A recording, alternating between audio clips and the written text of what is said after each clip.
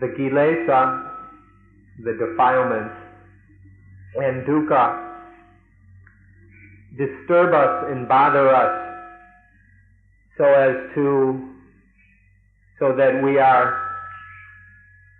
that we cannot be cool or joyful. The problem is that dukkha arises from the fact that we don't know ourselves.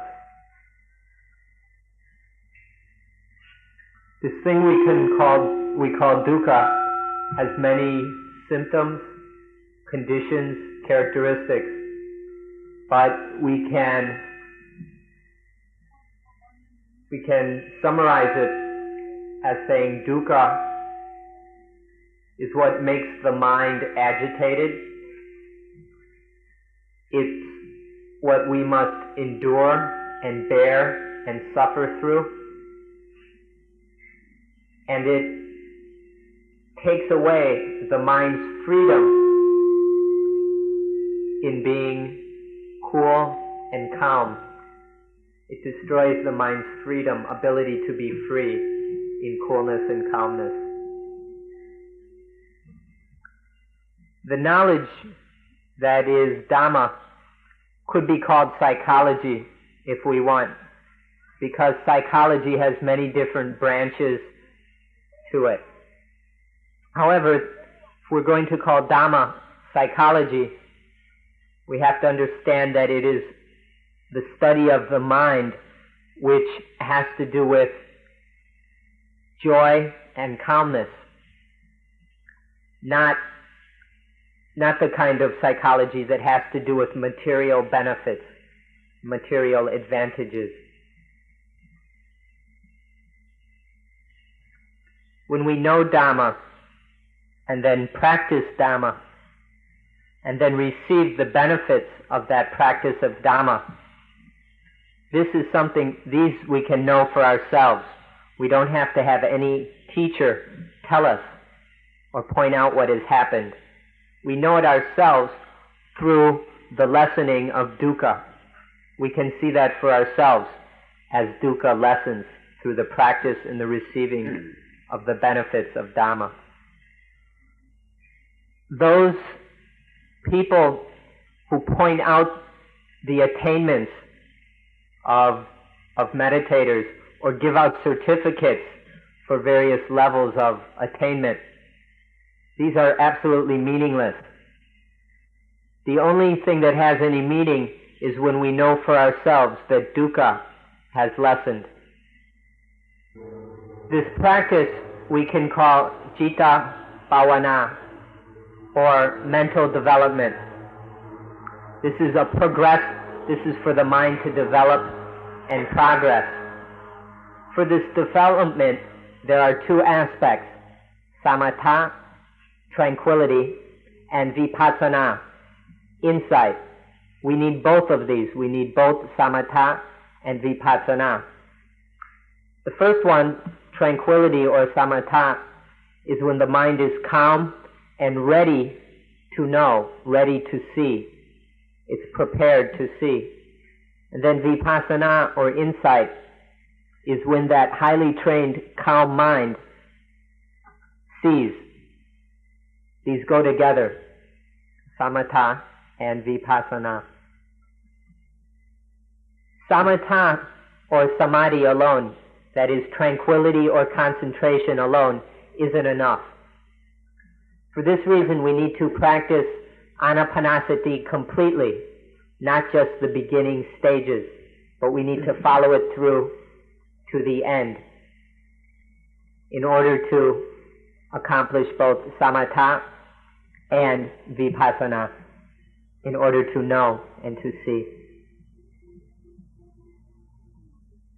When we're born, we have just about no knowledge at all.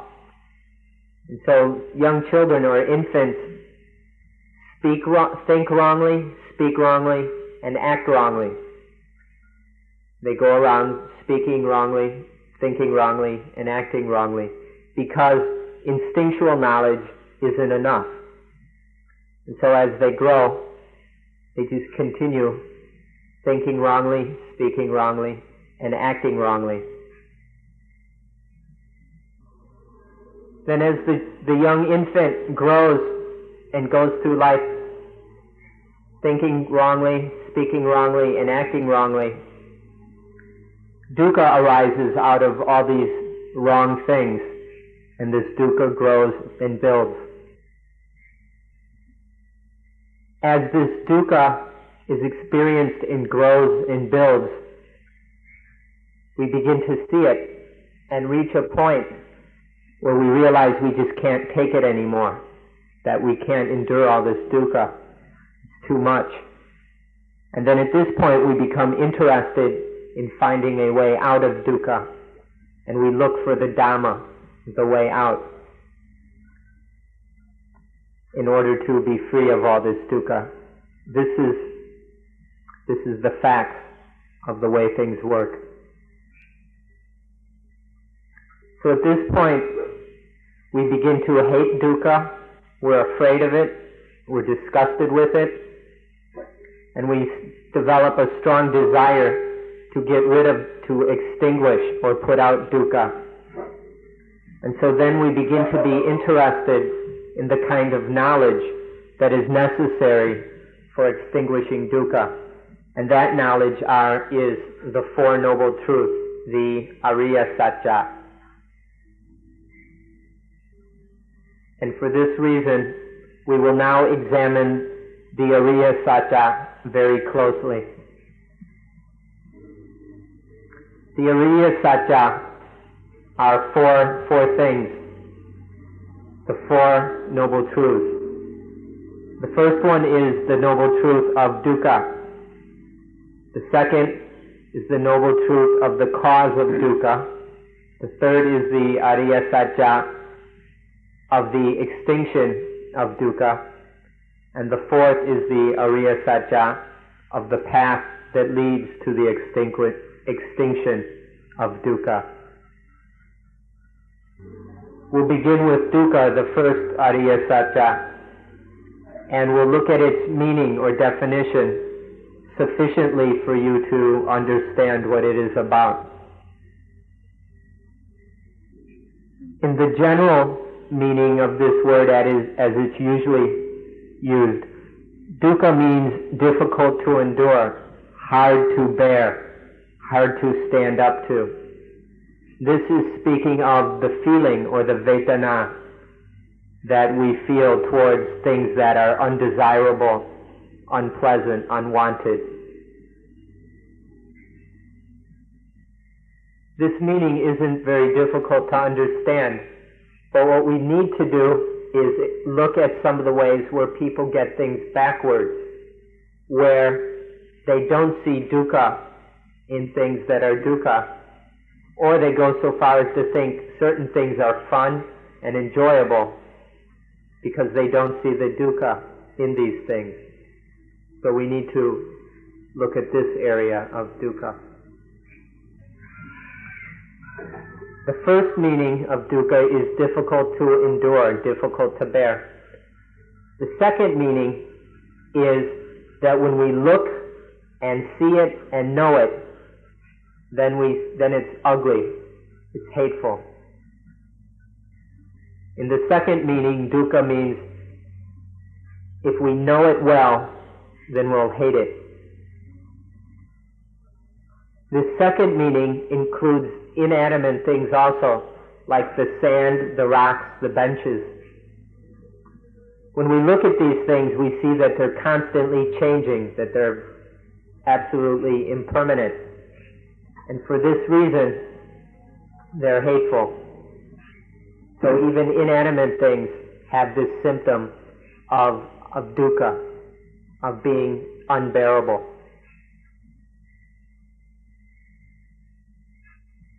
The first meaning is very easy to see. We can know it through our feelings. It's a feeling, so it's quite apparent. But the second meaning is very difficult to realize, and therefore we must use wisdom or insight to know it, to know this second meaning of dukkha. The third meaning of dukkha, if we examine the word by its roots, or examine it etymologically, du means hateful, and ka means empty. So this means that when we look at it and see it, when we look at something that is when we look at dukkha and see it, we realize that things are empty of any essence or substance that is a self, a soul, an I, me, anything that we can attach to as a self. And then when we see that emptiness is hateful. It's ugly. And so the third meaning of dukkha is hatefully empty, or disgustingly empty, disgustingly void. If we learn and study these three meanings, i.e., 1, unendurable, 2, when we've seen it, it's ugly, and 3, completely void and empty. When we study these three, the more we study these three meanings, the more easy it is for us to see and realize what dukkha is.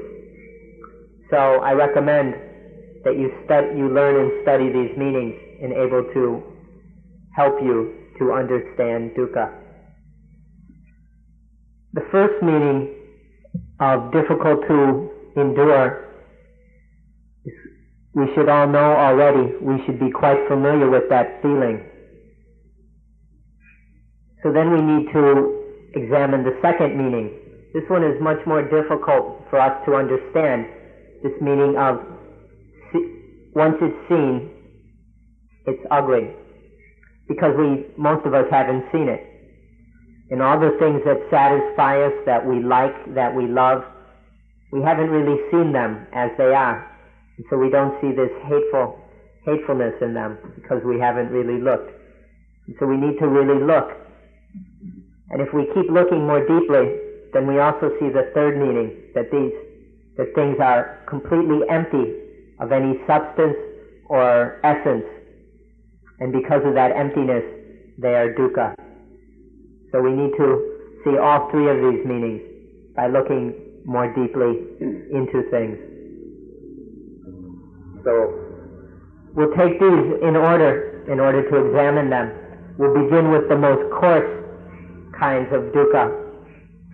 We can begin with sorrow, sadness, grief, lamentation, despair, physical pain, mental anguish.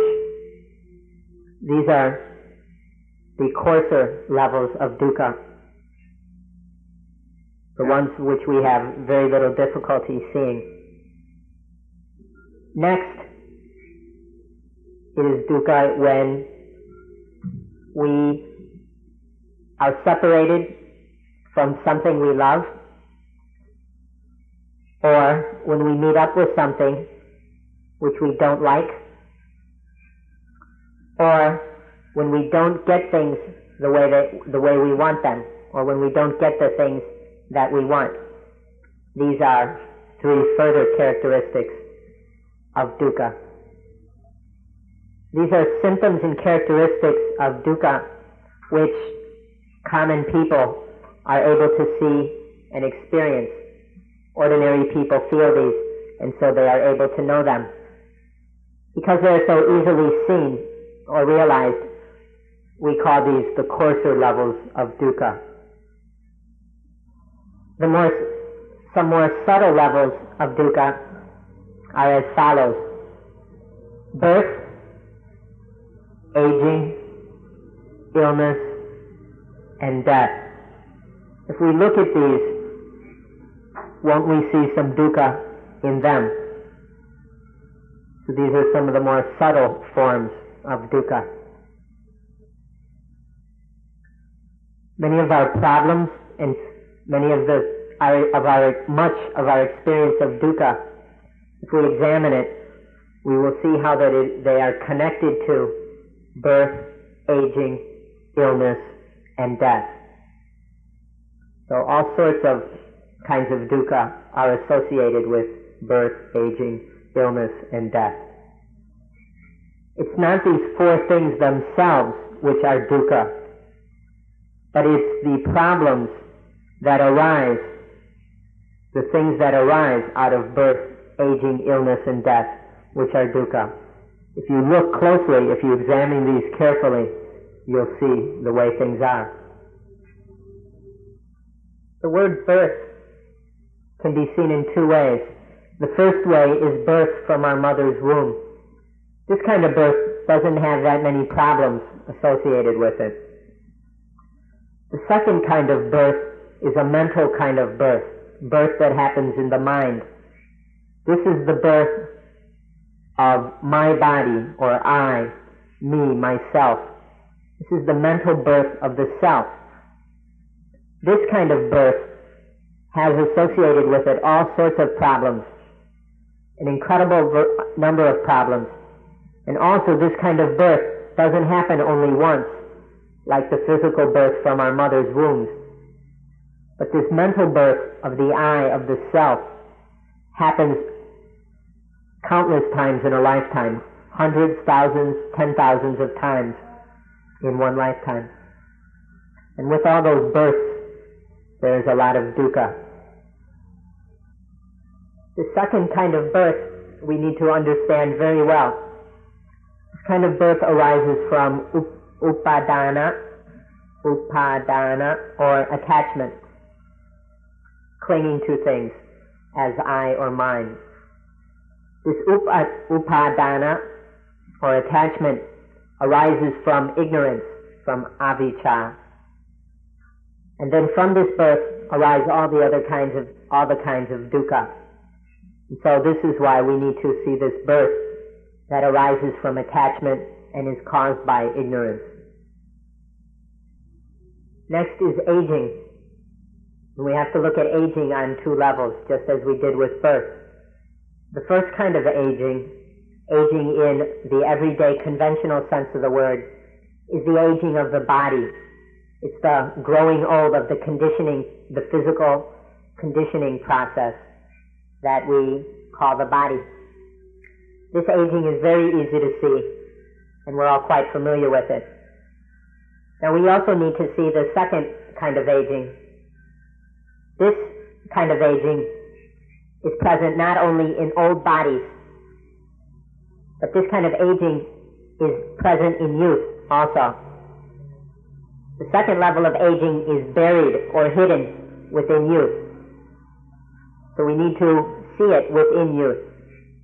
To understand aging, we need to see both aspects of it. The aging of the body and the kind of aging which is hidden within, which is buried within youth. Within your own youth, each of you here, look within your own youth and see that there is aging, that there is old age already buried deep within that youth. See it, find that buried, hidden age and old age which is hidden within your youth. Old age is just part of the evolutionary process that starts at the beginning and evolves toward extinction. And so from birth, there is old age. Old age and aging are present from birth. So take a good close look and see this old age hidden within your youth. Next, we come to illness and injury. Once again, there are two levels.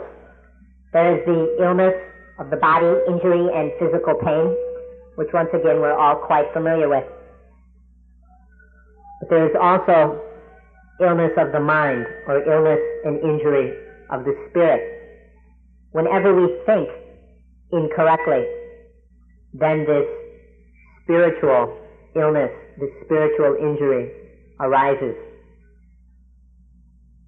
We have to see both kinds of illness, both physical, of the body, and mental, illness of the spirit. When the body is sick or injured, we take it to the hospital to see a doctor, and that doctor can cure it. But when the mind or the spirit is injured and ill, we must take it to the Buddha. The Buddha is a doctor of the spirit, of spiritual disease and spiritual illness.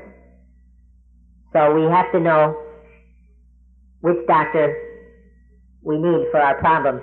If it's just a physical problem, we can find help in the hospital down the street.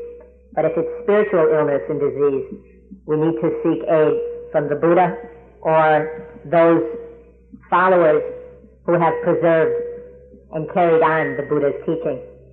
They have the knowledge we need to cure spiritual or spiritual illness. Now death. The first kind of death is death of the body, and we all know about that.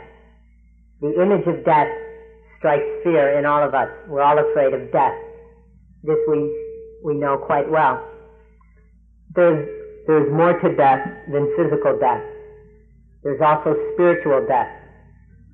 For those of you who are Christians, you'll be familiar with the story on the first page of the book of Genesis. On the first page of the Bible, talks about the tree of the knowledge of good and evil, and that God told Adam not to eat the fruit from that tree, because if Adam was to go and eat that fruit, then he would die. This kind of death that God was talking about is spiritual death. So when Adam went and ate that fruit, when he ate the fruit from the tree of the knowledge of good and evil, then he knew good and evil. And from knowing good and evil, then he went and attached to it. He clung to these things, to good and evil. And so his mind began to work dualistically. And through this dualistic thinking, there arose all sorts of pairs of opposites. And then through attachment to these pairs of opposites, to these dualities, there comes spiritual death. There comes the dukkha and the mental suffering that arises from these attachments. So this is spiritual death. The Buddha intends that we are free of both kinds of death, that neither kinds of death have any meaning for us. The Buddha can lead us away from spiritual death. The Buddha can cure this kind of death that arises from attachment to dualities. And then when spiritual death is cured, then it is possible to see physical death as just an ordinary, natural, evolutionary process. That is just what it is, and there's nothing to be afraid of. So we need to understand both kinds of death, and the Buddha can help us to be free of both of these kinds of death, or free of death in all its meanings. Let me stress once again that birth, aging, or birth, old age, illness, and death are not dukkha in themselves. The problem of dukkha arises in the reactions and conditions associated with birth, old age, illness, and death. So the dukkha is not in these things themselves, but it's in the ignorant thoughts and reactions and feelings about birth, old age, illness, and death. That's where the dukkha is. When we summarize the meaning of dukkha in both the shortest and the most profound way, this is how we do it. The Buddha said that dukkha is in attachment to the five khandha. The khandha are the aggregates or groups of clinging and attachment. So dukkha is in attachment to these five aggregates or five groups, the five khandha. Sometimes we attach to the body as I or as my body. And then when the body changes, there is depression and dukkha because of that physical change, or because of attachment, and then there is physical change. Or sometimes we attach to the feelings as I or as my feelings. And then when the feelings change, there is heavy-heartedness, sadness, and depression. And this is dukkha. Or we can attach to the perceptions, the distinctions and identifications that the mind, that the perceptions, distinctions, and identifications that the mind makes. And when we attach to these as I or myself, and then they change, then that is dukkha. Or the thinking, the mental conditioning, we can attach to this, and it too changes, and then there is dukkha. Or consciousness, the bare knowing, when the mind knows that interaction between sense object and sense organ, that consciousness, we can attach to that as I, or as my consciousness. And then its change is dukkha for us. So attachment to any of these five things that we call the khandha, or the pancha khandha, this is dukkha, this attachment to any of the five khandhas. We need to understand these five khandhas because together they make up what we call life. These five khandhas together are life. So, in life there is always the body. And because there is the body, there are sense organs. And through these sense organs there is contact with sense objects. And this contact gives rise to feeling. There's the pleasant feeling of liking the sense contact, or the unpleasant feeling of disliking it, or the uncertain feeling of not knowing whether to dislike it or like it.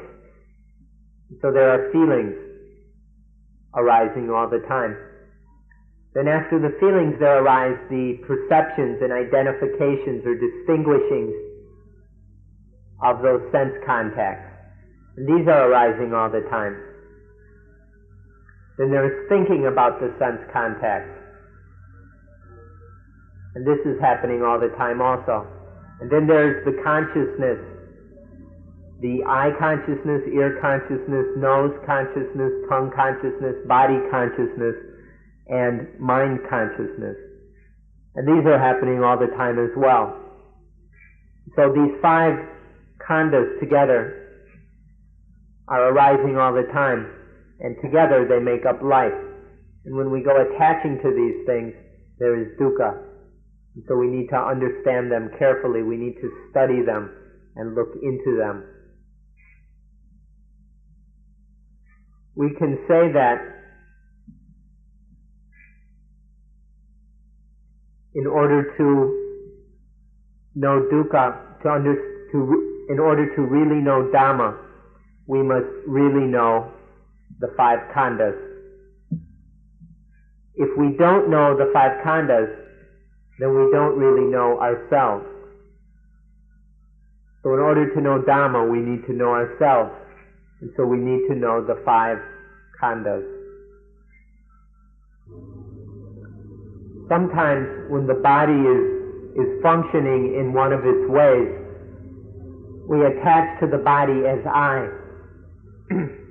Or, there is a supreme kind of truth which we often overlook, and that is that we attach to the different khandhas as I. So sometimes it's to the body khandha, the body aggregate, as I. Or sometimes when one of the feelings is what's in the mind, when the feelings are functioning, then we attach to the feeling as I. This is me. or it can be the perceptions, the distinguishing between this and that, the noting of the distinguishing marks of something. We can attach to that as I. Or our thinking, the mental linking of ideas can be the prominent thing in the mind. And we attach to that as I. This is what I am. I am my thoughts, my thinking. Or it can be that consciousness through the doors of the eyes, ears, nose, tongue, body, or mind. And this consciousness we can attach to that when it is what is functioning, what is happening in the mind. And so all of these 5 different khandhas or aggregates are the things we attach to. And so what we attach to as I spins around, revolves within these 5 aggregates. All that's been said shows that there is no self and there is no soul. This explanation shows that all there is attachment to these different aggregates, to body, feeling, perception, thought, or consciousness as a self or a soul. But in reality, there is no self or soul. All there is the mind, which has arisen naturally and is evolving and carrying on according to natural laws. This mind, in its natural way, goes and attaches to things as I or me or mine. It attaches to the body, the feelings, perceptions, thought, or consciousness as a self or as a soul. But you can see in the fact that this mind, in its way, is attaching to all kinds of different things and never the same thing, that there is no real self or soul. And so this knowledge of non-self or non-soul, that there is no real self or soul, just this attaching by the mind, this kind of thought of attachment, this knowledge or wisdom of non-self protects us from dukkha. Dukkha arises because of these attachments to the 5 khandhas. In knowing that there is no self, we can be protected from that attachment, which leads to dukkha. So in summary, we need to see these 5 aggregates of clinging. We need to see the attachment to these 5, to the things that are called the 5 khandhas, in order to protect ourselves from dukkha. To put it concisely, we can say that Buddhism is the religion of non-self or non-soul. If we state it even more strongly than this, we can say that Buddhism is the religion of no man. There are no men, there are no people, there are no human beings. All there are the 5 khandhas. All there are, or we can say all there is body and mind. Or we can break that up further and say all there are the 5 khandhas, and that there are really no people, no human beings. If you can understand this point, then you will understand Buddhism, and you will be able to protect yourself from dukkha. To avoid any misunderstandings, to protect you from falling into misunderstanding, let me point out, for you to be very clear, that Buddhism does not teach that there is nothing. Buddhism is not nihilistic or annihilationist. Buddhism does not teach that there isn't anything. What Buddhism says is there are things, but in those things there is no self and no soul. So see the difference between non-self, non-soul, which is Buddhism, and nihilism, which says that there is nothing whatsoever, and that is not Buddhism. So in order to avoid and prevent misunderstanding, please see the difference and realize that Buddhism teaches non-self, non-soul, but does not teach nihilism or nothingness. Be very clear that whenever there is attachment to the khandhas together, or any one of them, whenever there is this attachment to something, one of the khandhas, as I, as me or mine, as myself, then there is immediately dukkha. That is, as soon as there is attachment to one of the khandhas, dukkha immediately arises. So please see this very carefully, very clearly, and understand that dukkha arises because of attachment to the khandhas. Okay, what we were talking about was the first Ariya Satya, the first noble truth of dukkha. Now we come to the second noble truth, the cause of dukkha. If you've understood what's been said so far, then you should be able to see what the cause of dukkha is. If you were following and understanding the discussion of the first Ariya Satya, then you should have a pretty good idea what the second Ariya Satya is, the cause of dukkha. But to make it absolutely clear, we will emphasize that the cause of dukkha, the nearest, most immediate cause of dukkha is attachment, is upadana, attachment to something, to anything, as I, as me, as mine, as myself. This attachment is the most direct and immediate cause of dukkha. But the usual way it's stated, the way the Buddha put it, is that dukkha comes from desire or craving, which is ignorant, stupid, foolish, wanting.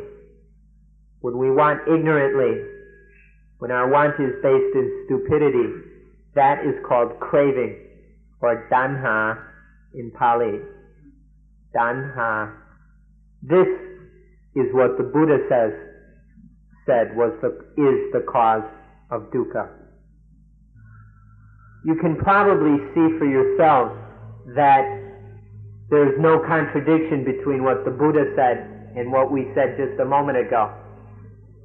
You can probably see that attachment arises from desire or from ignorant wanting. So when craving arises in the mind, then there arises the thought, the idea or the feeling that there is an I who wants. So the tanha causes upadana, the ignorant craving causes the feeling of attachment to arise in the mind. And once that arises, there is dukkha. So there's no contradiction here.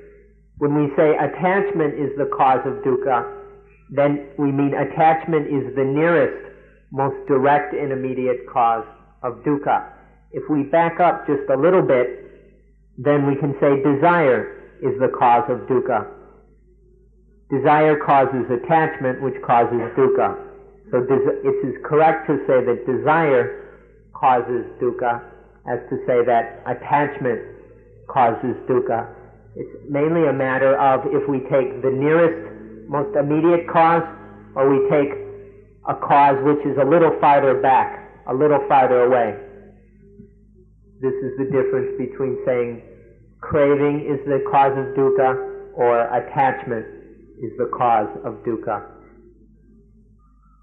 If we back up all the way to the beginning of this whole process, then we can say that dukkha is caused by avijja, or ignorance, by not knowing. Now there's no problem in saying this, there's no argument, there's no contradiction. To say that dukkha is caused by avijja, or not knowing, is just to say that this process of dukkha begins with avijja. And as we learned, as you heard the other day, avijja, or not knowing, ignorance, leads to stupid or ignorant contact,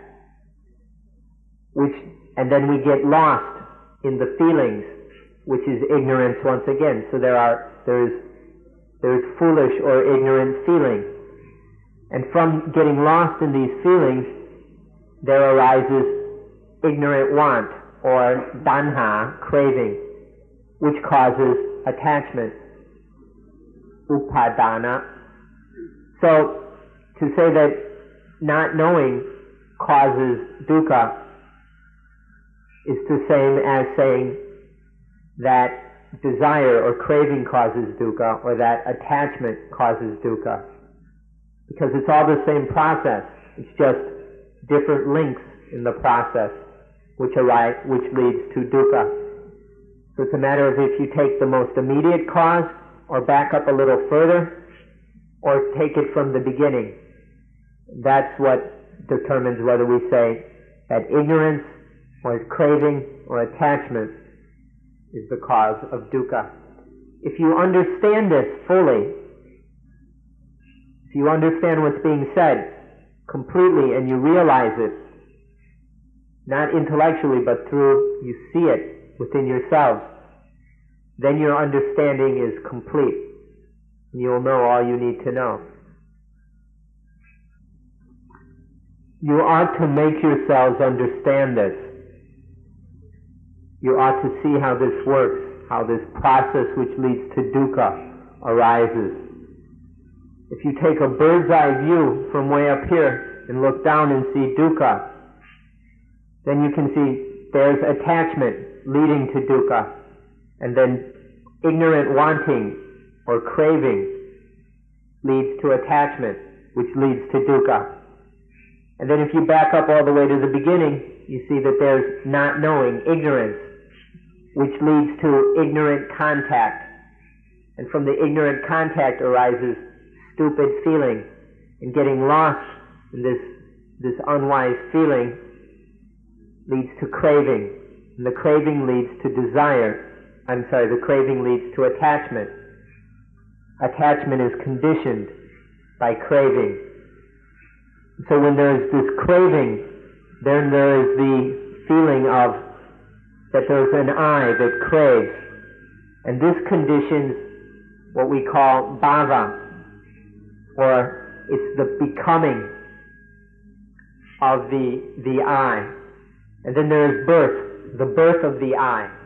So from attachment, there's becoming, and then there's birth of the I. And as soon as there's this ignorant birth of the self, that leads to dukkha.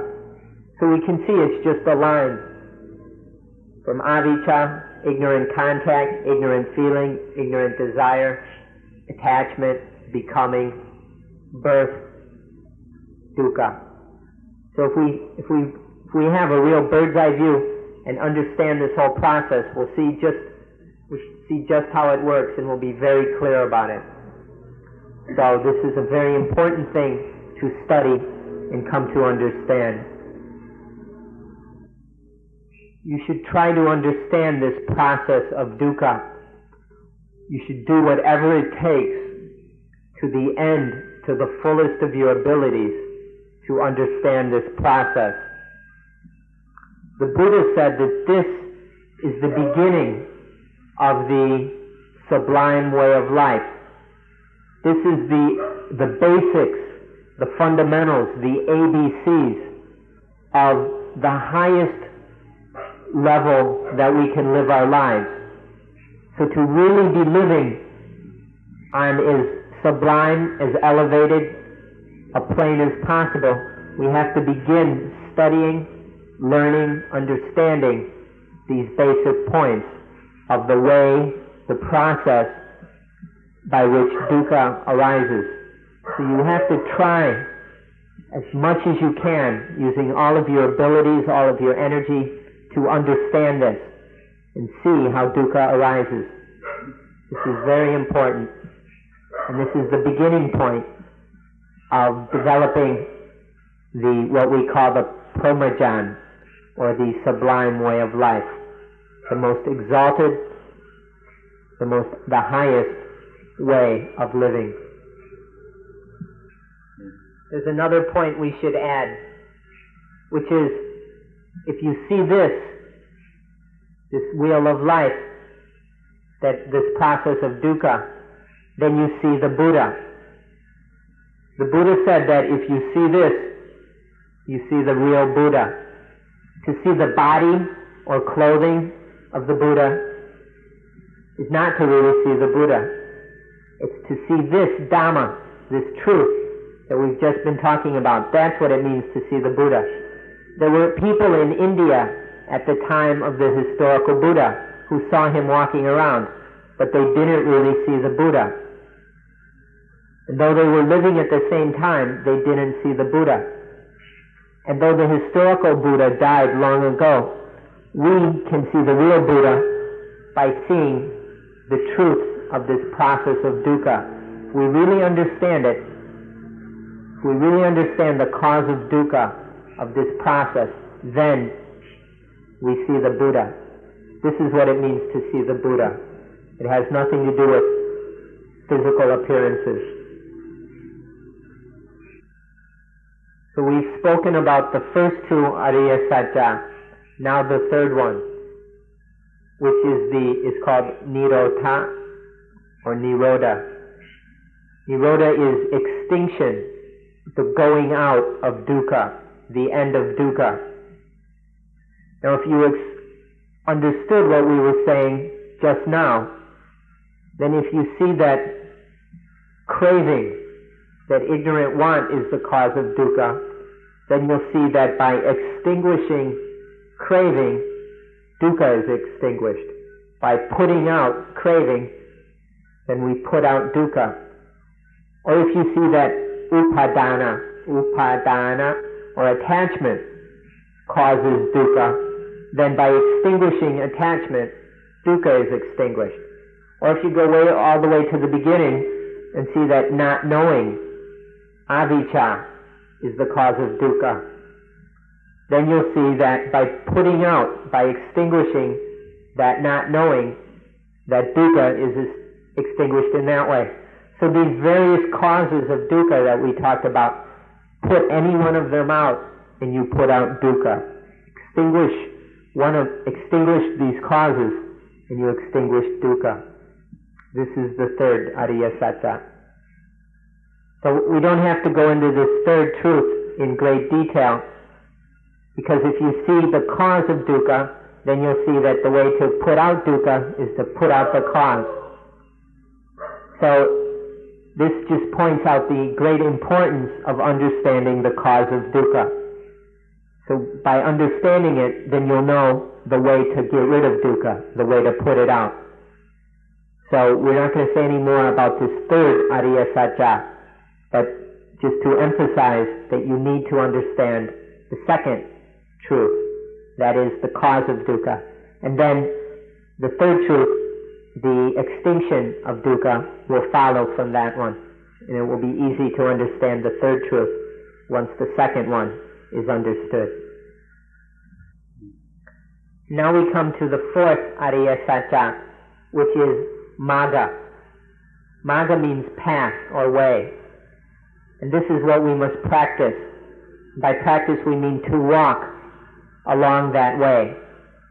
By walking this way of the fourth noble truth, then we extinguish dukkha. We put out dukkha. So the way to this path that we must follow,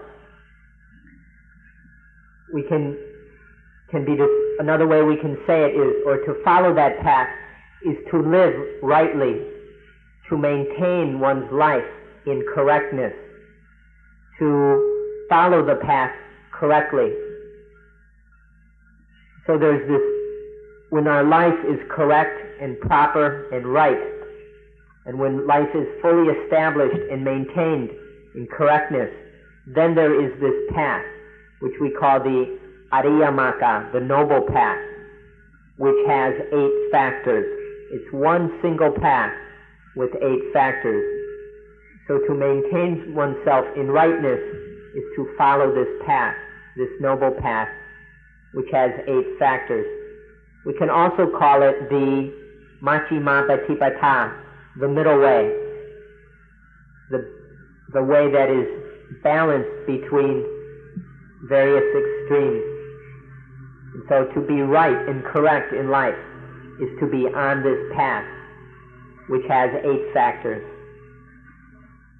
This is the 4th Noble Truth.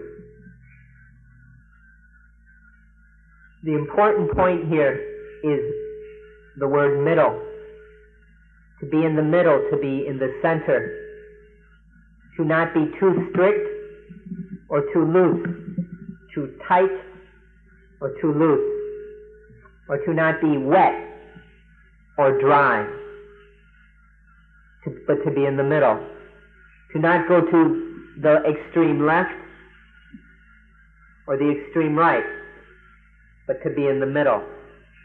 This is the important part of being right, to be in the middle, not off in the extremes. This word middle has all kinds of different meanings, and we don't really have time, or we don't really need to go into all of them. But we can summarize all these different meanings by saying the middle, or being in the middle, means not this and not that. Neither this nor that, but in the middle. Another way of saying this is that there is only itapajayata, the law that all things arise and happen through causes and conditions. They are not this and they are not that. They're just the arising through causes and conditions. Neither this nor that. Only things happening through causes and conditions. Only this processing of cause and conditions. But neither this nor that. But in the middle. To live life, or walk life, or follow life in a state of correctness and rightness means to be in the middle. It means to be on this noble path which has 8 factors or 8 aspects. So it is by fulfilling these 8 aspects or factors that one is in the middle, or that one is on the noble path. This is what it is to follow and live the Noble Eightfold Way, to maintain in a state or condition of rightness. Please don't listen incorrectly or misunderstand and think that there are 8 paths. There are not 8 paths, there is only one path. There is one path which has 8 components, or 8 factors, but there is only one path. It's like a rope that has 8 strands, and the 8 strands are woven together into one single rope.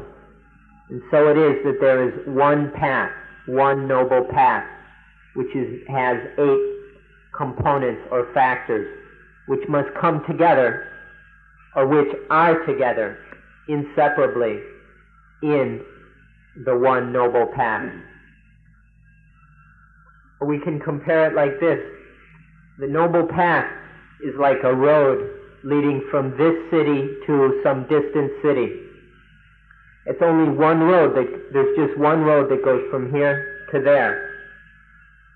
But to travel that road, we need a map. And then we need some bridges, like to go over rivers. And we need some means of protection say, police to deal with thieves and bandits and robbers, and we need to keep the tigers and elephants and wild beasts away. And then we need food because it's a long trip.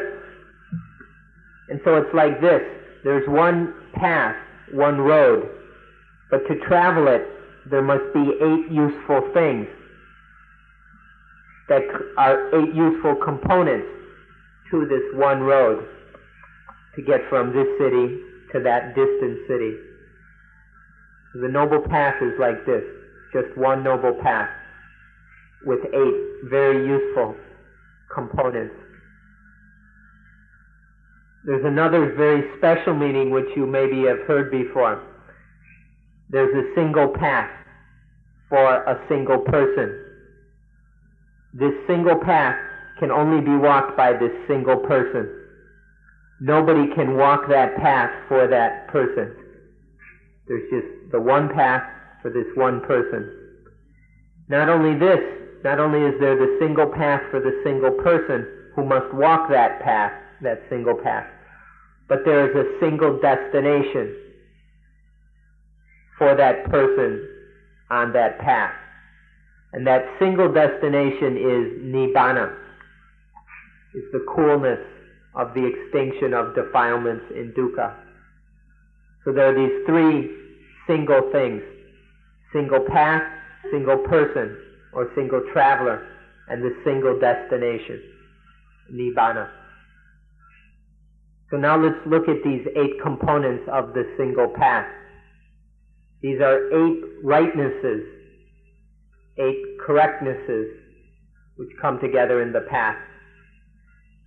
The first of these, the first rightness, we can call right opinion, right view, right knowledge, right understanding, right viewpoint, whatever, any of these words, but it's the right knowledge, the right understanding, the right view. This is called samatiti. Samatiti. It's the first component of the path. This samatiti, right knowledge, right belief, right understanding, has to come first. There are all kinds of knowledge in the world, but right knowledge is just the knowledge that it takes for the noble to follow the noble way. And so this right knowledge that we begin with is the knowledge that we can extinguish dukkha. This is right knowledge, right understanding, right belief. So samatiti, or right understanding, is the understanding of dukkha, understanding the cause of dukkha, understanding the extinction of dukkha happens by extinguishing the cause of dukkha, and understanding the path, the way that leads to the cause of dukkha. This is the beginning of the path, is this right understanding. If you don't have this understanding, there's no way you'll even find or think of following the path. So it begins with this right knowledge or right understanding. The next component is right want, right intention, sama sankappa. When there is right understanding, then we know what we should want. We want to stop dukkha, we want to extinguish dukkha. This is right want, or sama sankappa. It follows from right understanding. Without right understanding, there cannot be right want or right intention. So when we understand about dukkha and the end of dukkha and the path leading to the end of dukkha, then we have the right want to end dukkha and to do what we have to do to end dukkha. This is right wanting. Now don't go and confuse this with greed, lust, and craving, which are all we can also call want, but those are stupid or ignorant want, which leads to dukkha, and are based in ignorance and foolishness and delusion, rather than in knowledge and correct understanding. So there is right intention or right want that is supported by right view and right understanding. We can see another way of putting it is sankappa, which by the way is a good word to remember. And understand that sankappa is different than lopa, which is greed, and tanha, craving. Sama sankappa is the kind of want that you should want, whereas lopa, greed, and craving is the kind of want that you don't want, that you shouldn't want. So there's wanting that we want, which leads to the end of dukkha, and there is the unwantable want, which leads to dukkha. So see the difference between right want, sankappa, and ignorant want, or craving. When there is right want, then we go about doing what we need to do to get the thing we want, to achieve what is wanted. And so the third component is right speech. It is part of what we must do in line with the right want. Right speech is speech that does no harm to anyone. It is truthful and honest. It is useful. It's not useless or frivolous. And it is pleasant to hear. So right speech is truthful, useful, and pleasant. This is the third component, right speech. The first two components, right view or right understanding, and then right want, we can group together as the wisdom aspect or wisdom department of the path. Now we're talking about the morality or right or behavior aspect of the path. So there's right speech, and then the fourth component or factor is right conduct. Right conduct means non-killing, non-stealing, not indulging in improper sexual conduct. These are just some examples of what right conduct is. So right conduct is conduct that doesn't cause problems for oneself or others. So this is the fourth component of the path. The fifth rightness or component is right livelihood, or sama ajiva. Ajiva is to maintain one's life. And this sama ajiva is to do so in a right way.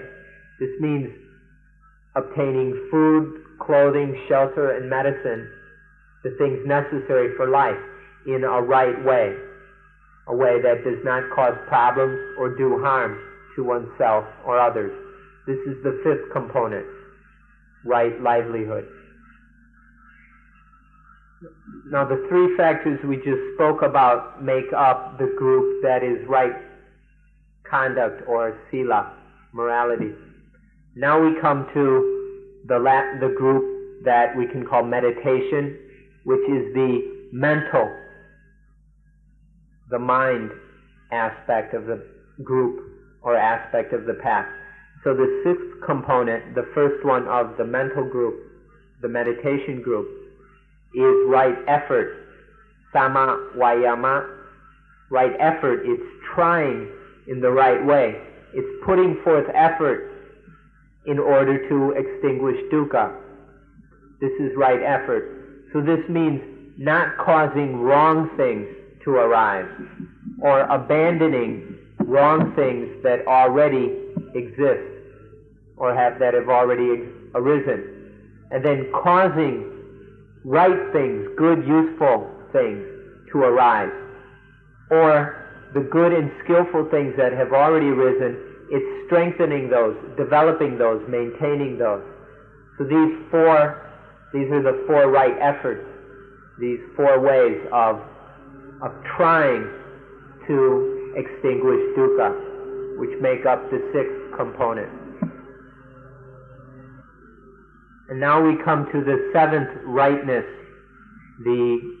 which is correct mindfulness, samasati.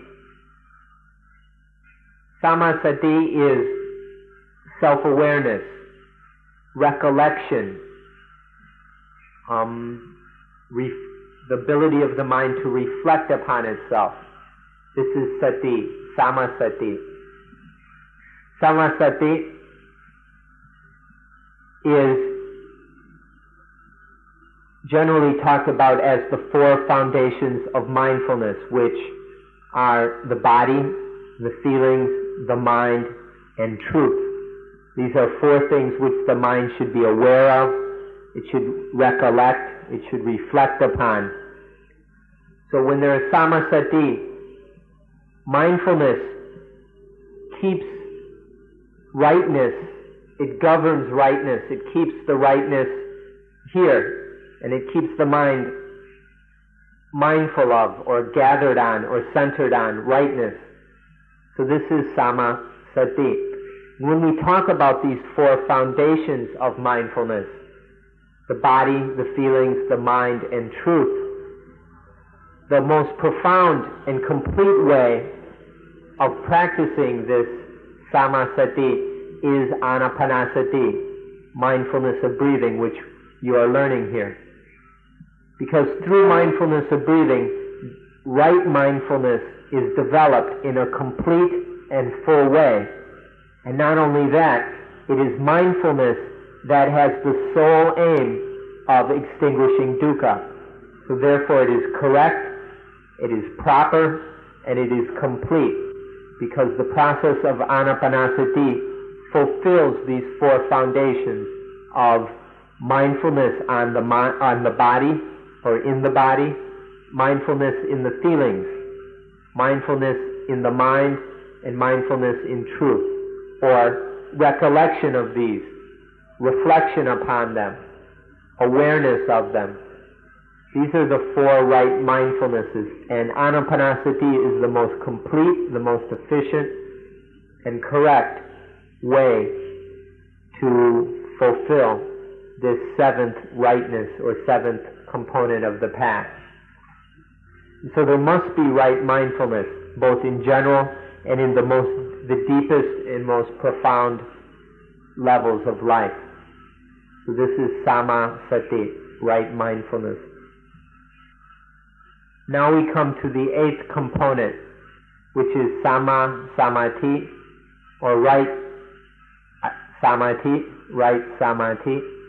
Samadhi means to set or found the mind, establish the mind securely and correctly.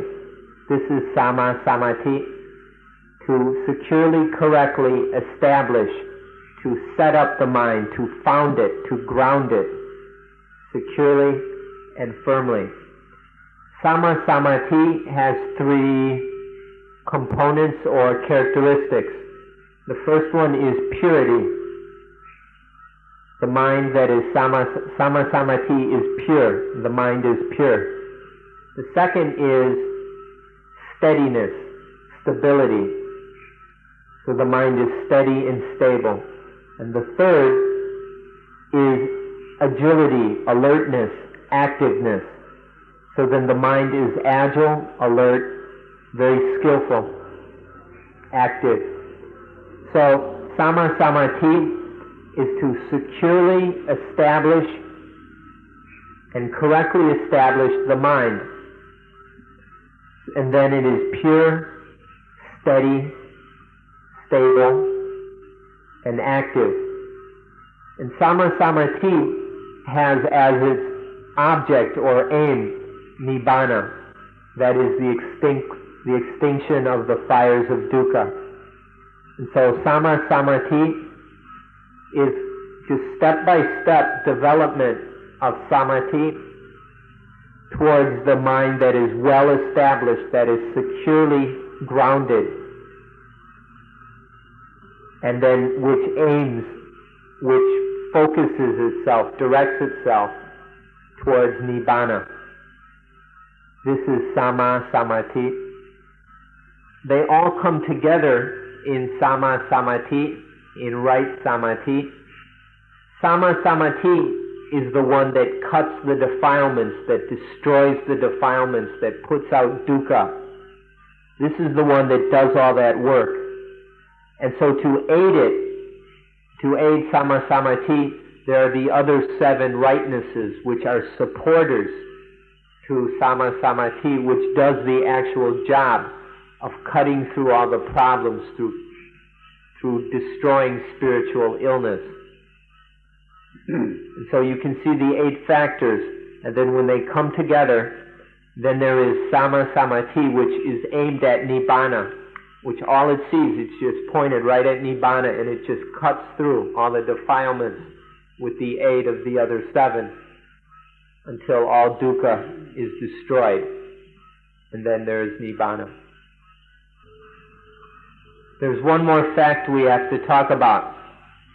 When Sama Samadhi is fulfilled, when it's completely developed and established, then it causes Samayana, or right knowledge,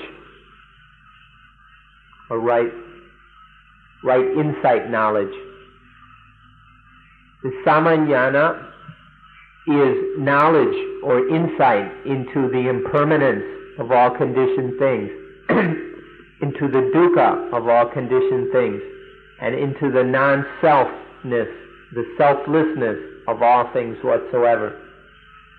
When there is this insight knowledge into impermanence, dukkha, and anatta, or non-self, then there arises the loosening of attachment to things. And as attachment loosens, as there's the releasing of things attached to, then there is the end of attachment. And with the end of attachment, there is the giving back to nature of all the things we have attached to. This knowledge of impermanence, dukkha, and non-self, and then the knowledge of this easing of attachment, the loosening of attachment, and then the end of attachment, this is called right insight knowledge. When there is right insight knowledge, then there is right deliverance. The mind has gone beyond attachment. The mind is liberated. There is right liberation. So the 8 factors of the path are the necessary causes. They're the things that we must practice and do. Or the path, the one path with these 8 factors that we must practice, that we should do.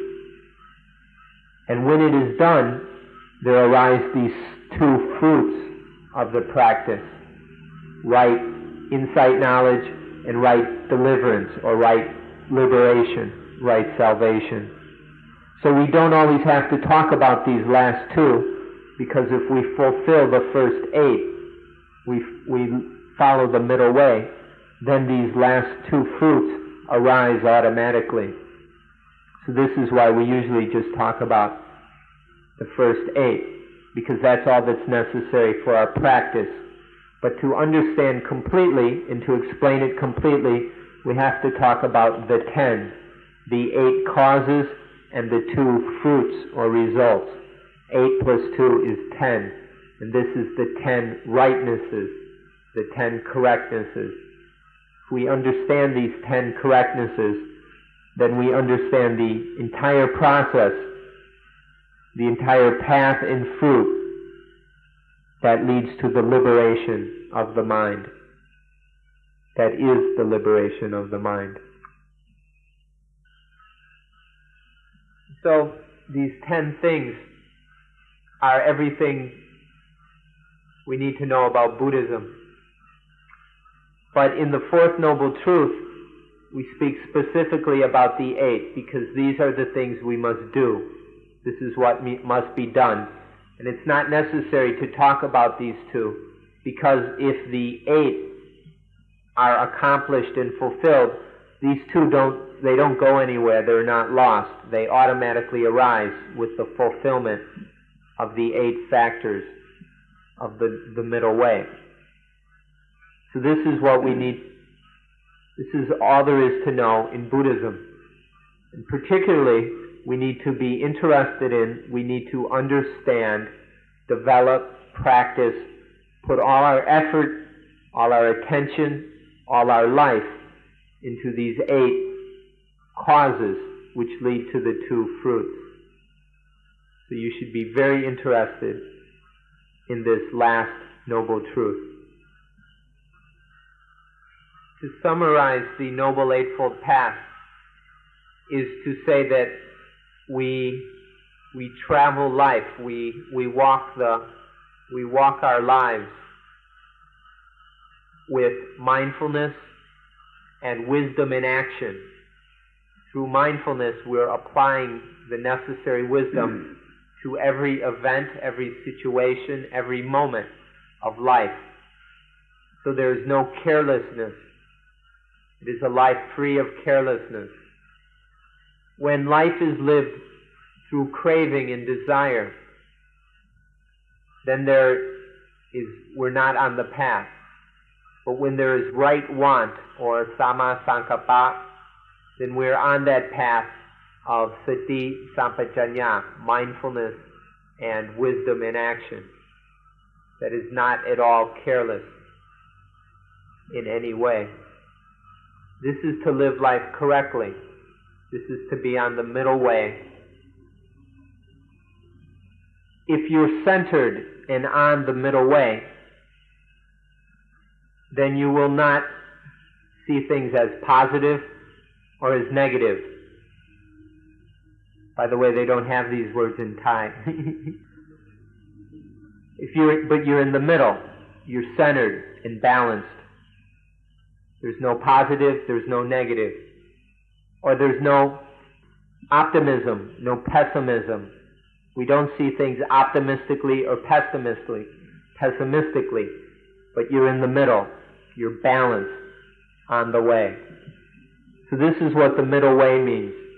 To be in the middle, not be off in positive or negative optimism or pessimism, these kind of things, but in the middle, centered. This is the middle way. When you're centered in the middle way, then you'll be able to laugh away all the pairs of opposites, all the dualities, such as good and bad, or good and evil, such as winning and losing, gaining and missing, having the advantage or being on the disadvantage, debit or credit and debit. All of these opposites, all of these dualities, which so much of the world is caught up in, they can just be laughed away when one is on the path, when one is there in the middle, because these things no longer have any meaning when one is in the middle, when one is balanced and centered in correctness. And then there's one more very special thing, or not really special at all. There's one more thing you'll meet up with when you're on the middle way. This is tathata, suchness, thusness. It's the just-isness of things, the way they are, the exact thusness of things. And when one is centered in the middle way and realizes tathata, things are seen just as they are. There's nothing marvelous about anything. Nothing is special. Nothing can grab the mind and influence. Nothing can pull the mind out of its peace and cool and calmness. Nothing disturbs the mind. Rockets to the moon, all the fancy things that science and technology are developing, none of these are marvelous. Everything is just seen as they are. They're just what they are. They are. But there's nothing special about them. They're just what they are, that's all. It's very simple. And so when one has this fruit of being on the middle way, nothing can pull the mind out of itself. Nothing can disturb it. And this is the fruit. Tathata is a fruit of the middle way. So when there's tathata, nothing is marvelous, nothing is special. We only see the end of dukkha. So the last thing that happens in the end is that we know, or you will know, the real Buddha. You'll know the real Dhamma and the true Sangha. By the real Buddha, you know the one who extinguished dukkha, who traveled the middle way and extinguished dukkha. You know the real Dhamma, the true Dhamma that helps us to extinguish dukkha. And you know the genuine, real Sangha, all those who have followed this way after the Buddha and extinguished dukkha.